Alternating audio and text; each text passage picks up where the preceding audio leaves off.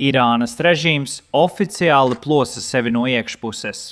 Redziet, pēc postoša ASV precīza trieciena, kas iznīcināja vēl vienu slepenu bunkuru pilnu ar ienaidnieka komandieriem, Irānas Islāma Republikas augstākajos līmeņos ir izcēlies milzīgs pilsoņu karš. Šajā brīdī, ja es būtu Irānas līderis, es sāktu lūgt citus līderus vienkārši turēties no manis pa gabalu. Jo šķiet, ka katru reizi, kad šie līderi sanāk kopā uz tikšanos, notiek precīzs trieciens. Te ir sīkāka informācija par jaunāko gadījumu. Nu jā, man sākt ar jaunāko notikumu, Tomija. Prezidents lielās ar vēl vienu masveida Irānas līderu slepkavību, kuri bija sapulcējušies kopā. Prezidents publicēja vietnē Truth Social, ka daudzi Irānas līderi, kuri viņus slikti un neprātīgi vadījuši, ir likvidēti. Viņš šo ierakstu papildināja ar gaisa trieciena video. Tas sakrīt ar informāciju no Telegram kanāla, ka vairāk nekā 50 augsta ranga Irānas amatpersonas tika likvidētas apvienotā Izraēlas un ASV spēku triecienā. Jāatzīmē, ka Izraēla noliedza savu dalību šajā uzbrukumā. Tas notika laikā, kad visa pasaule pievērsa uzmanību viņu glābšanas misijai. Taču, balstoties uz Telegram ziņojumiem, šķiet, ka Irānas līderi kāda iemesla dēļ rīkoja vēl vienu augsta līmeņa sanāksmi vienā vietā.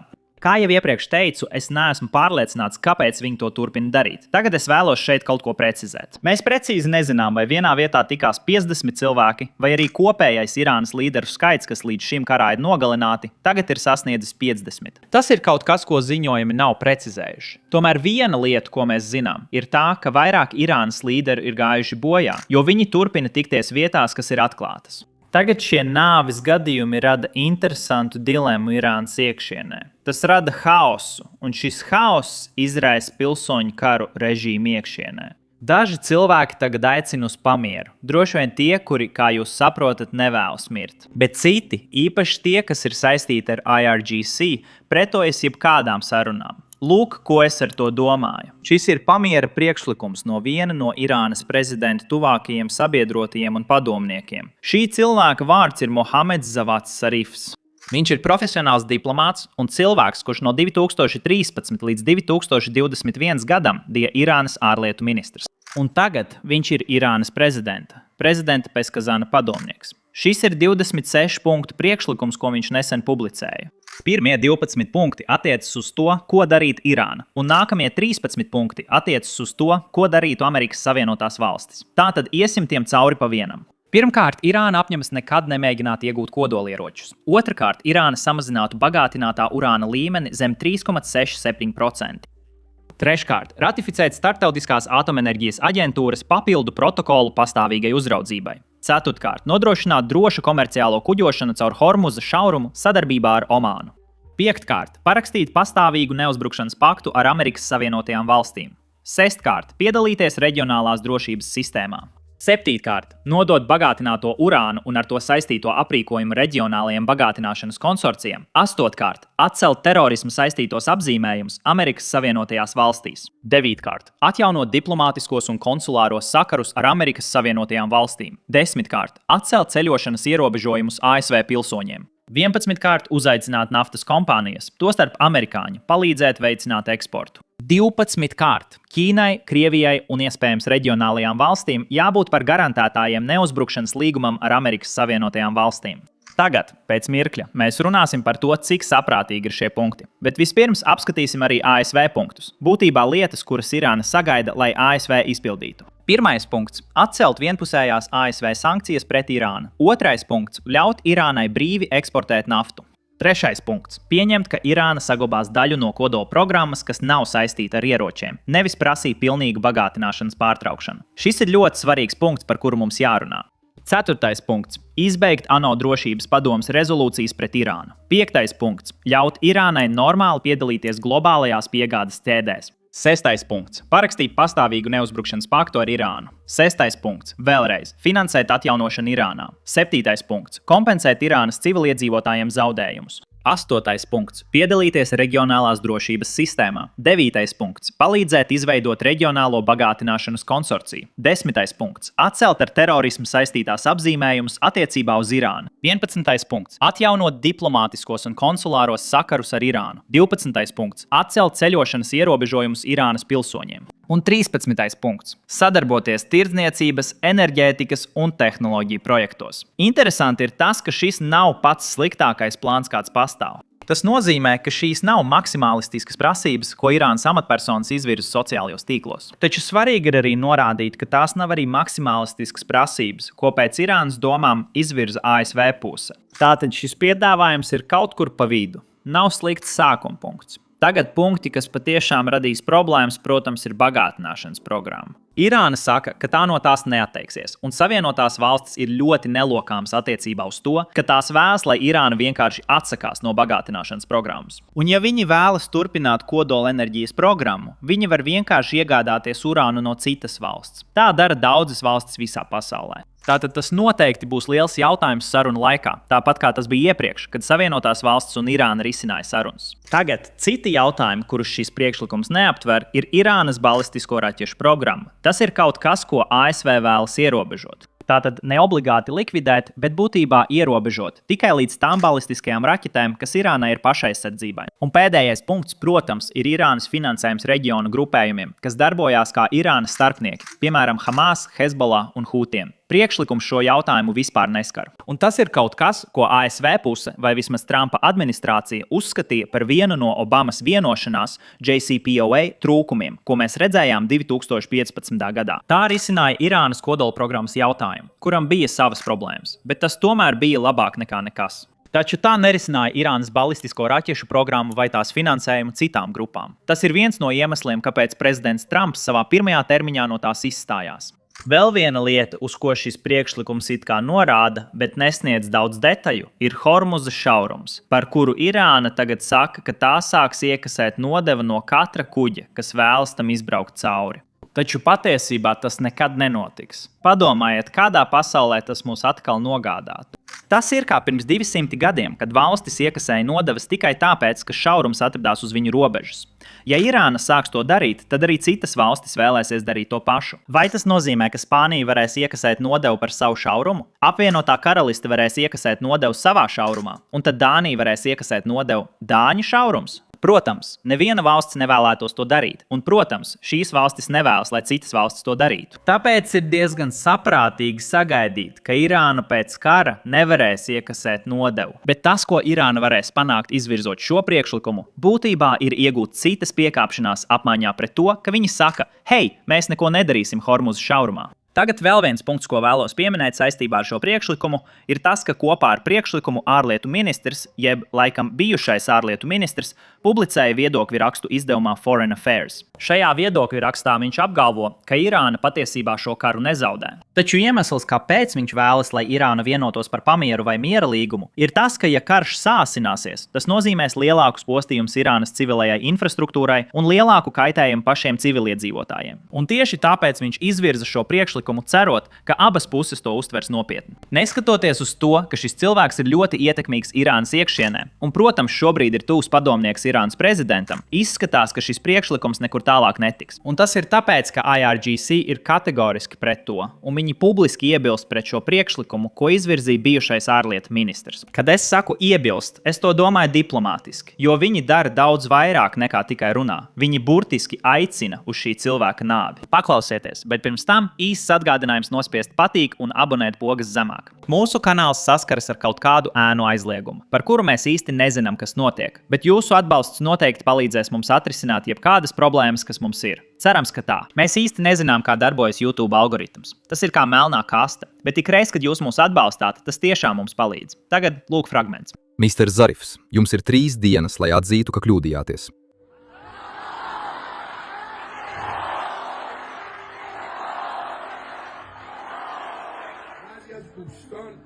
4. naktī es sapulcināšu cilvēkus, un mēs nāksim pie jums uz māju. Drošībnieki, vai jūs joprojām gaidāt, kad Mr. Zarifs atzīs, ka viņš ir pārdevies Amerikai?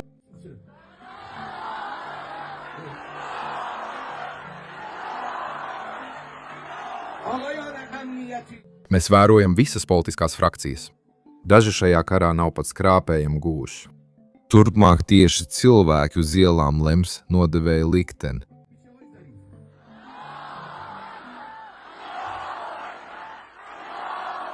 Tagad šāda veida valoda tika lietota ne tikai publiskos mītiņos. Irānas valsts televīzija pati sāka ļoti atklāti iebilst pret šo miera priekšlikumu savās programmās. Tas nozīmē, ka šim cilvēkam acīmredzami ir ietekme Irānā, taču neizskatās, ka IRGC šobrīd vispār vēlētos sākt sarunas. Taču neskatoties uz to, ko vēlas IRGC, šķiet, ka mēs zinām, ka sarunas joprojām notiek. Prezidents Trumps nesen svētdien apstiprināja, ka Stīvs Vitkovs un Džareds Kušners runā ar Irānu, un šīs sarunas virzās uz priekšu. Patiesībā vienā brīdī šķita, ka drīz notiks klātienes tikšanās. Taču tad Irāna lūdza vairāk laika, un tieši tad Amerikas Savienotās valstis atbildēja, uzbrukot B1 tiltam. Šīs eskalācijas iemesls bija tas, ka no Amerikas Savienoto valstu skatpunkta šķita, ka Irāna cenšas vilcināties, un tāpēc eskalācija patiesībā bija vairāk kā brīdinājums. To prezidents Trumps teica Axios. Tomēr uzreiz pēc šīs intervijas prezidents Trumps publicēja šo paziņojumu savā Twitter kontā. Otrdiena būs elektroenerģijas plāna diena un tilta diena. Viss vienā. Nekas tam līdzīgs nav bijis. Atveriet to sasodīto šaurumu jūs trakie nelieši. Citādi dzīvosiet ellē. Vienkārši skatieties. Tagad ievērojiet dažas lietas par šo paziņojumu.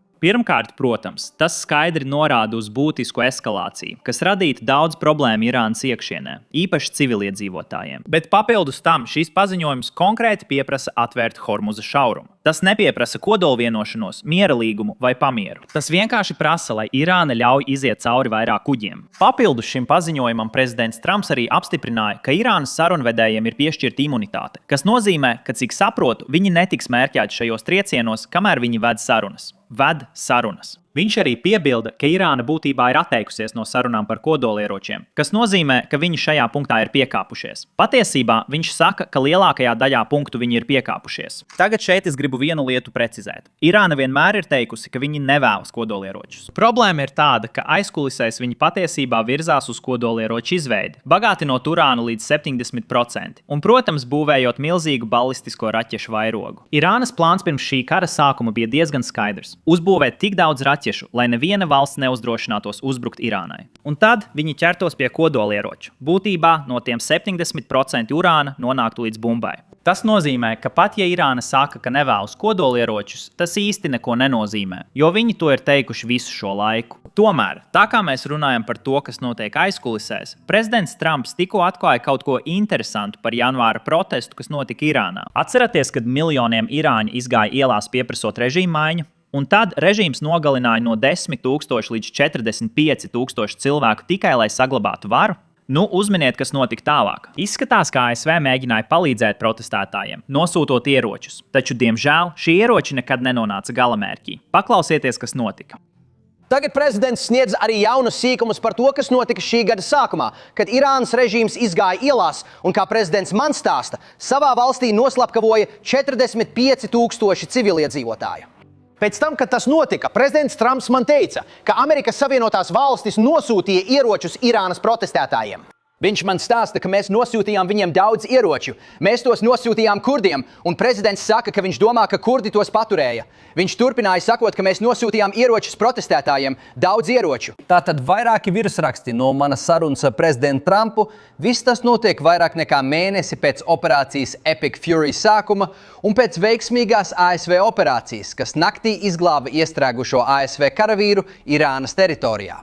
Pats prezidents deva pavēlu šai operācijai pēc tam, kad CIP sestdienas rītā apstiprināja, ka ir atrasta vieta, kur atradās šis F-15 apkalpes loceklis, kura lidmašīna tika notriekta piektdien. Atkal prezidents pieņēma lēmumu nosūtīt simtiem ASV speciālo spēku karavīru dziļi Irānas teritorijā un veiksmīgi izglāba šo ASV karavīru. Tagad atgriežoties pie Hormuza šauruma, kā jūs zināt, tas kļūst par globālu krīzi, un valstis tagad ir gatavākas iesaistīties, lai palīdzētu atvērt šo šaurumu. Patiesībā Ukraina tikko piedāvāja sadarboties ar Amerikas Savienotajām valstīm, lai atvērtu Hormuza šaurumu. Un atcerieties, viņi jau vairāk nekā 4 gadus cīnās ar kamikadzes droniem un FPV droniem. Nevienam pasaulē nav labāka pārtvēršanas rādītāja nekā Ukrainas spēkiem. Tāpēc viņa palīdzība noteikti ir ļoti nozīmīga. Paklausieties, ko tikko teica Ukrainas prezidents. Es šodien to neredzu. Iespējas, kā to atbloķēt ar vienas vai otras valsts palīdzību, manuprāt, tas ir iespējams tikai ar kopīgām darbībām. Protams, mums ir pieredze ar Melnās jūras blokādi, kas bloķēja mūsu pārtikas koridoru.